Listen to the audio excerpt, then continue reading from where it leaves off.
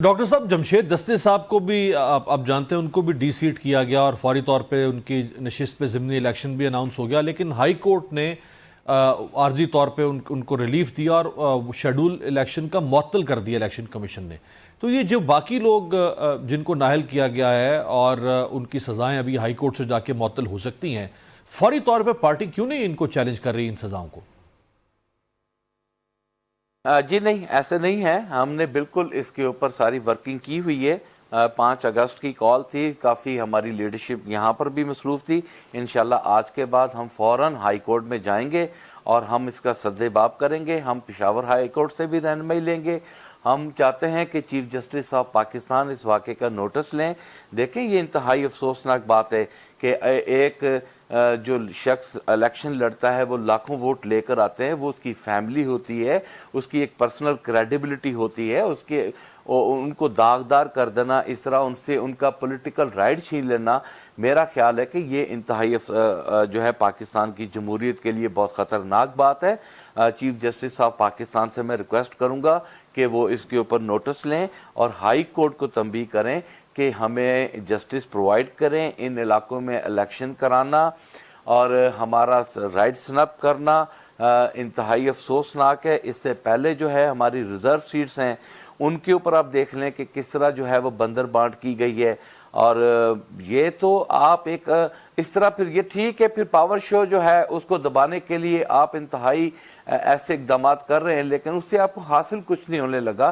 پاکستان دن بدن ڈیموکریٹ سے، جمہوریت کے حوالے سے پیچھے جا رہا ہے، اور آج حکومت نے جو آفرز کی ہیں میں ان کا احترام ضرور کرتا ہوں، ہونا چاہیے، چارٹر آف ڈیموکریسی ہونا چاہیے، لیکن حکومت جو ہے میرا خیال ہے کہ وہ بے بس ہے۔ جس طرح آج پارلیمنٹ کے دروازے بند ہوئے، گیٹس کے باہر آ کر نفری کھڑی ہو گئی، اسپیکر صاحب کہنے لگے کہ جی وہ تو پی ٹی آئی کو گرفتار کرنا چاہ رہے ہیں۔ ہم نے کہا جی کرنا کیوں چاہ رہے ہیں؟ کہ جی آپ اڈیالہ جیل جانا چاہ رہے ہیں۔ بھئی اڈیالہ جیل ہم اپنے لیڈر کے ساتھ اظہار یکجہتی کے لیے چلے جائیں گے، تو اس میں حرج کیا ہے؟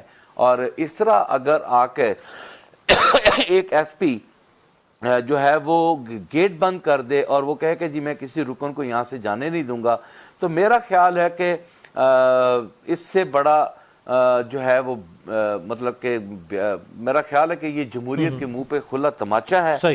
اس ایوان کی بہت زیادہ بے توقیری ہے۔ اگرچہ گرفتاریاں، چھاپے یہ تکلیف دہ تو ہوتی ہیں، لیکن پھر سیاستدانوں کو یہی جو اس قسم کے ہتھ کنڈے ہوتے ہیں حکومتوں کے، وہ یہ پھر سیاستدانوں کو جو سفرنگ اینڈ پہ ہوتے ہیں ان کو پھر اوپر بھی لے کے جاتے ہیں۔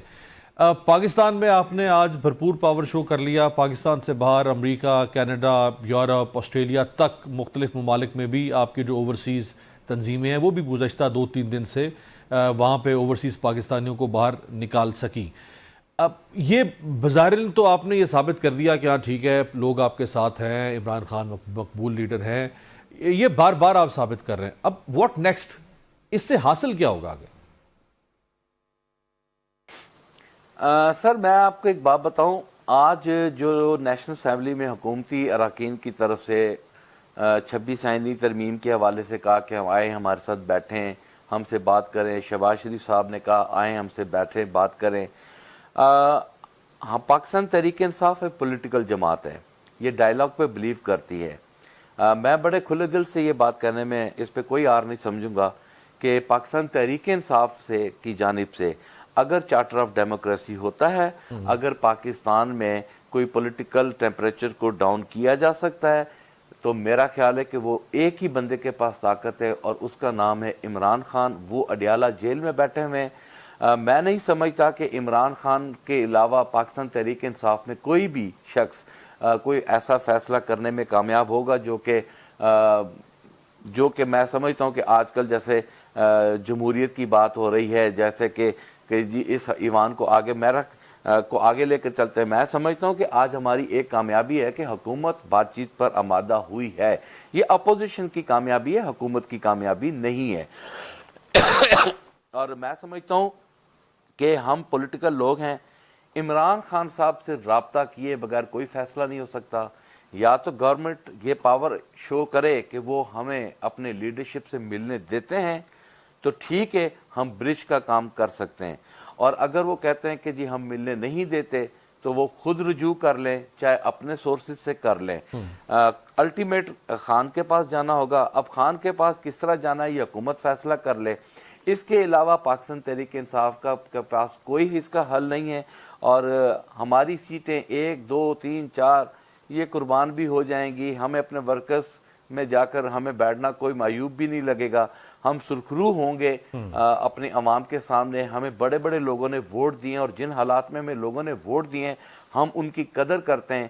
یہ سیٹیں ہمارے لیے اب امپورٹنٹ نہیں رہی، اب ہمارے پاس امپورٹنٹ ہے کہ اس جنگ کو اختتام پر لے کر جانا ہے۔ وہ پولیٹیکل ڈائلاگ سے چلے جائے، بہت اچھی بات ہے، اور اگر یہ پولیٹیکل ڈائلاگ سے نہیں ہوتا تو پھر یقیناً ہم سڑکوں پر پروٹیسٹ کر کے اپنی حق کی آواز کو بلند کریں گے، پوری دنیا میں سے